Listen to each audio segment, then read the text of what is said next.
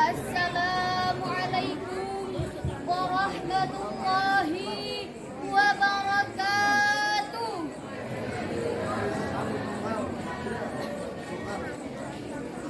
Hamdan wa syukran lillah. Salatan wa salaman ala rasulillah.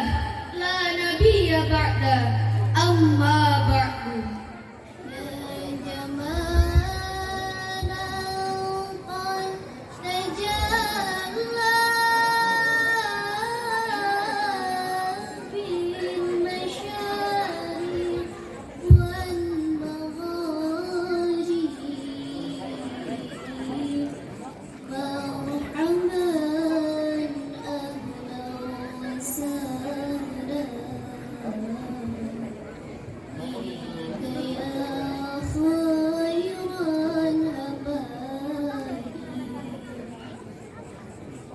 Dewan Masyayikh yang arif dan bijaksana, hadirin pecinta Al-Quran rahimakumullah.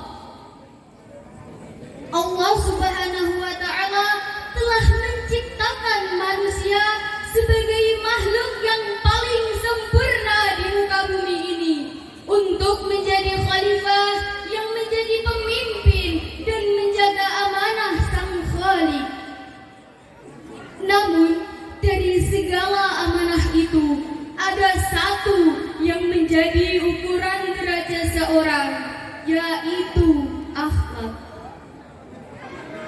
Kata akhlak berasal dari bahasa Arab, yaitu akhlakun, yang merupakan bentuk jamak dari kata hulkun, yang berarti perangai, tabiat, dan adab. Sedangkan pengertian akhlak dalam Islam adalah perangai yang ada dalam diri seseorang yang mengakar dan dilakukan secara spontan atau terus-menerus, dan tak lain sumber datangnya akhlak adalah Islam. Rasulullah sallallahu alaihi wasallam bersabda, "Akmalul mu'minina imanan ahsanuhum khuluqan." Orang mukmin yang paling sempurna imannya adalah yang paling baik akhlaknya. Akhlak menjadi ukuran derajat seseorang. Ia tidak pernah turun harga ataupun menyusut nilainya. Tak mahal dan tak lekang oleh zaman. Sebagaimana kita ketahui, ketika telepon genggam yang dulu merupakan barang berharga yang hanya dimiliki sedikit orang, namun ketika ia hampir dimiliki seluruh orang, maka status berharganya tak melekat lagi padanya. Namun tidak demikian dengan akhlak yang mulia. Ia akan tetap mahal, bahkan abadi selamanya. Hadirin rahimakumullah. Dewasa ini sering kita jumpai manusia yang hidup bebas, beringas, ganas, bahkan lebih ganas dari binatang buas. Hal ini terjadi karena kurangnya pendidikan akhlak. Oleh karena itu, pada kesempatan kali ini, izinkan kami menyampaikan syarah Al-Quran yang berjudul "Kemuliaan suatu bangsa tergantung akhlaknya", sebagai rujukan surah Al-A'raf ayat 96.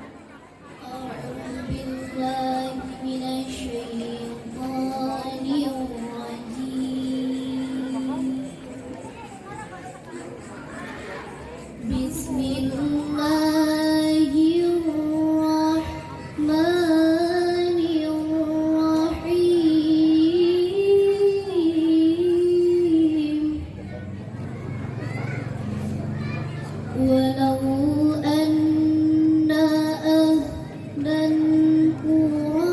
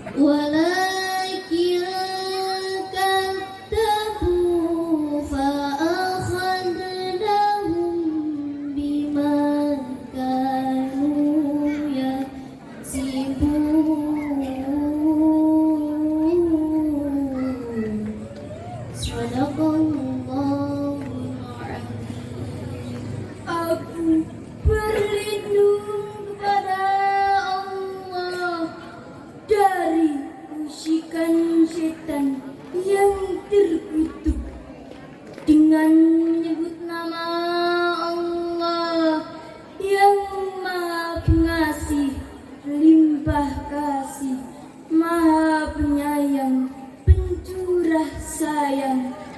Jikalau sekiranya penduduk suatu negeri beriman dan bertakwa, pastilah kami akan melimpahkan berkah kepada mereka dari langit dan bumi. Tetapi mereka mendustakan ayat-ayat kami, maka kami siksa mereka disebabkan perbuatannya.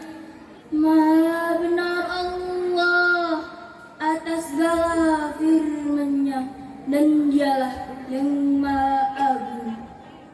Hadirin yang dicintai Allah Subhanahu wa Ta'ala, dari Dr. Abdullah Tolatoba dalam kitabnya Ma'al Amniya'i fil Quran, beliau menjelaskan bahwa ayat tersebut ditujukan kepada kaum Sodom, yakni kaum Nabi Lut alaihi salam, berkenaan dengan 3 kemungkaran yang mereka lakukan.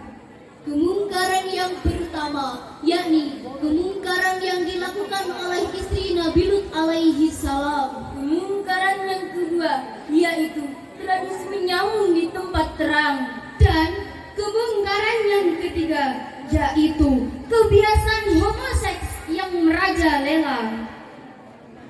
Dengan kata lain, maksud ayat tersebut adalah seandainya kaum Sodom beriman dan bertakwa kepada Allah, la fatahna alaihim barakatim minas sama'i wal ardi, maka akan Allah turunkan keberkahan tak terbatas dari langit maupun dari bumi, dengan syarat iman dan takwa. Akan tetapi mereka mengingkari ayat-ayat Allah, maka bukan keberkahan Allah yang turun, melainkan azab Allah yang turun, sehingga porak-poranda negeri tersebut. Hadirin pecinta Al-Quran rahimakumullah, kemungkaran-kemungkaran inilah yang menjadikan kaum Sodom diluluh lantahkan oleh Allah, dan secara langsung maupun terselubung kemungkaran-kemungkaran ini tumbuh subur bak cendawan di musim hujan di negeri kita. Betul tidak hadirin? Yuk kita buktikan. Yang pertama, kemungkaran yang dilakukan oleh istri Nabi Lut alaihi salam. Gambaran istri-istri durhaka kepada suami, istri yang enggan mematuhi perintah sang pemimpin, istri yang memiliki boyfriend selain suami. Apakah hal ini kita temui di negeri kita, saudara? Ya, bahkan merajalela. Yang kedua, yaitu tradisi menyambung di tempat terang. Ini adalah bukti korupsi, kolusi, dan nepotisme, penyalahgunaan kekuasaan, penyelewengan dana pembangunan, yang akhirnya bukan pembangunan nasional yang kita rasakan, akan tetapi penderitaan nasional yang masyarakat keluhkan.